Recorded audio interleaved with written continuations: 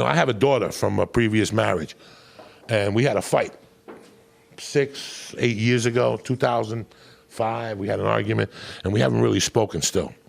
And her big argument was I wasn't really there for her growing up. She was very upset about that. I couldn't be. The mother didn't want me there growing up, and we still don't talk to that day. And I don't get mad at my daughter. You know why? Because I got mad at Gabby, my godfather, for that. Because I always felt that he had left me after my mother died. And he really didn't, guys.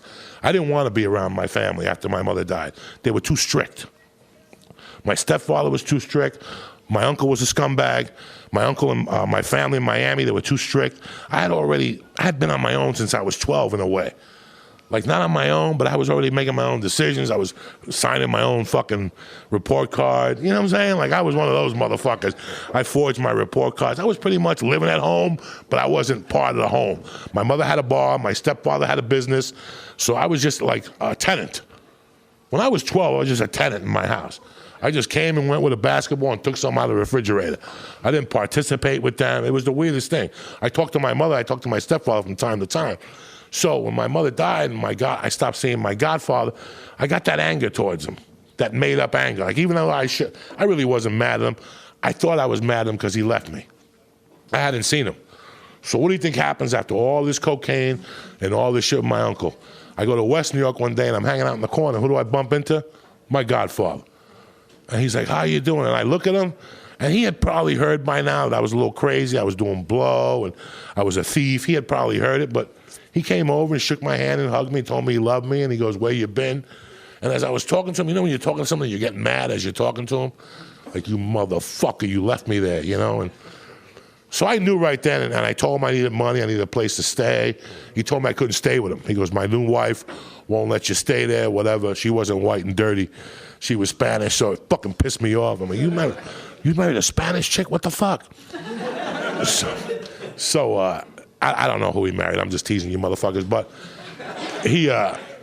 that all hurt me. That whole package destroyed my insides. When I haven't seen you, now I can't stay with you. And I said, what about some cash? And he told me some, and that's all I really cared about, guys. He's like, I'll buy you a new winter jacket and I'll give you some cash. And keep calling me. He goes, I'll talk to your stepfather about giving you money to get you started.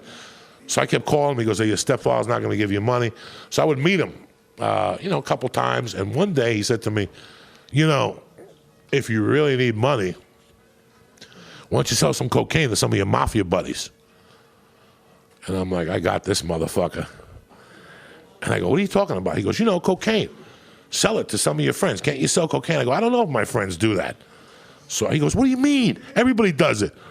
And I don't know. I think they just eat pills and smoke weed, because I told him I just smoked weed. I didn't tell him I did blow. So he's like, well, think about it. Ask him. Now, I knew that I had this motherfucker already. So I waited like 3 days. I call him back. I'm like, can we meet? And we met again. And I go, listen, I talked to my friends. And I could probably get rid of like an 8-ball. And he's like, really? I'll give it to you and just come back in an hour and give me the money. And this went on for a couple of weeks until I built up to like 2 ounces. And I would go to his house, give him $2,000, or not even give him $2,000. He'd give me 2 ounces, and I'd come back with $2,000 like 2 hours later. So one day I explained to him, I go, listen, I talked to my buddies, and I could get rid of a lot of shit. And he goes, well, take a quarter key from me now. I had this motherfucker. Now, when he told me this, guys, I'm not going to lie to you people, I had no plans of giving him the fucking money. I was going to beat him. I was angry at him for what he had done to me. Which, you know what he had done to me? Nothing. He did nothing to me. I was a man. He did nothing. I just was pissed at him, and I was a fucking junkie fuck. So I set him up. I go, no, I don't want the quarter key. So he looked at me like he had me. I had him, and I let him go off the hook. I had him on the ropes. So I said, fuck it, I'll get him later for bigger amounts. So I call him like 2 hours later. I go, listen, I need a half a kilo. And he goes, come on down and get it. He goes, when are you going to have the $15,000 from me? I go, give me like 3 or 4 fucking hours. I go, whatever I don't get rid of, I'll bring the rest back. He goes, deal. It was the night before Halloween. I went down, I dressed up like a caveman or some shit.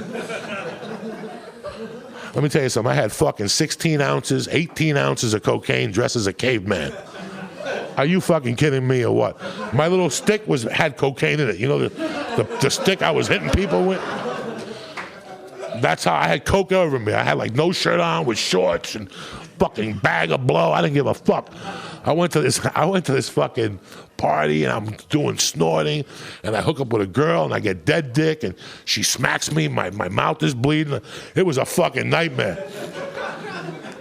And I wake up the next morning, my fucking page is going off, and it's him. He had called like 18 times. I'd forgotten all about him. And I looked at what I had left. I probably had like, out of 16 ounces, I probably had like 10 left. And, you know, it was Sunday morning. And I said, fuck it, I ain't calling this motherfucker back. I'm just going to keep fucking snorting. And I called some friends of mine. And I went straight to like Tuesday. Straight, guys. No sleep, snorting, naked women in a hotel. It was fucking craziness. By Tuesday, I went to sleep, and I slept straight till like Friday. Like, I got up just to pee, like after a day and a half. And I wish I was lying to you people. I had like water and orange juice next. I didn't even eat for 2 days. I would just sleep for 2 fucking days. And finally, that Friday, I wake up in a hotel, some sleazy hotel, and I take a shower. And the pages got 190 pages on it by now. It don't even shake no more. And 180.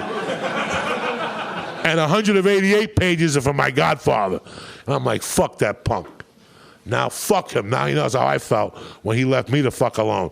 But he didn't leave me alone. This is just an excuse for me to steal his coke.